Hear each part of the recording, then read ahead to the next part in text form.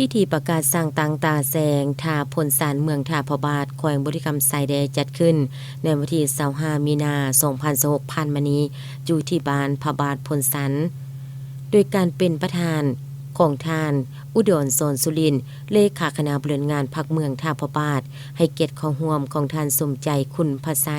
คณะประจำพรรคแขวงห้องประธานคณะกรรมการปกครองแขวงมีคณะสินำคันแขวงอำนาจการปกครองบ้านและแขกทึกเซินเข้าร่วมในพิธีทานสวรรค์เพชรจันทาวงศาประธานคณะกรรมการปกครองเมืองได้ขึ้นผ่านบริงานการกะเกียมสร้างตังตาแสงทาพลสันคือ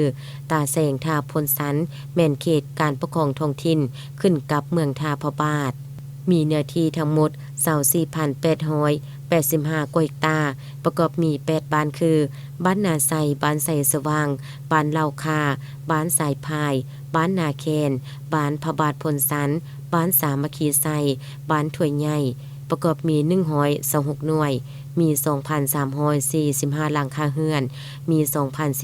2,466 ครอบครัวมีพลเมืองทั้งหมด 11,221 คนหญิง 6,252 คนมี3เผ่าดำรงชีวิตอยู่ร่วมกันเผ่าลาวกึมุไตอาชีพต้นโตของประชาชนแมนผลิตกสิกรรมหัตถกรรมค้าขายบริการท่องเที่ยวและเป็นภารการได้ทุกคนจำนวนหนึ่งซึ่งได้คนครัวกำหนดโครงประกอบกงจักรการจัดตั้งและบุคลากรของตาแสงประกอบมีพนักงานทั้งหมด8ท่านหญิง4ท่านในนั้นมีประธาน1ท่านห้องประธาน2ท่านหญิง1ท่านในนี้ห้องประธานควบตำแหน่งหัวหน้าหน่วยงาน1ท่านมีหัวหน้าหน่วยงาน4ท่านและพนักงานช่วยเวียก1ท่านโอกาสที่มีความหมายความสำคัญนี้ทานสมใจคุณพไสคณะประจำพรรคแขวงห้องประธานคณะกรรมการปกครองแขวง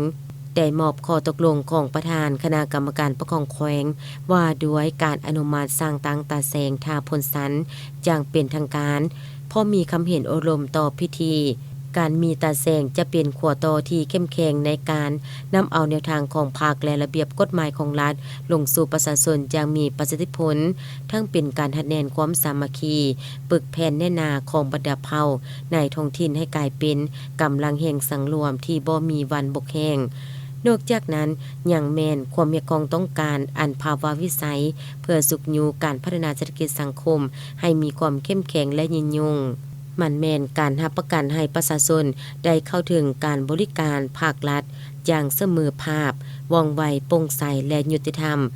พร้อมเดียวกันนั้นยังเป็นการสร้างเงื่อนไขในการระดมทุนห้อนและสร้างกระบวนการแก้ไขความทุกข์ยากสร้างบ้านและครอบครัวพัฒนาให้มีใบหน้าใหม่ที่ดีขึ้นกว่าเก่าการมีตาแสงจะช่วยเพิ่มขีดความสามารถในการคุ้มครองสังคมเป็นตานางป้องกันศาสตร์ป้องกันความสงบที่เข้มแข็งอยู่หากฐานบ้าน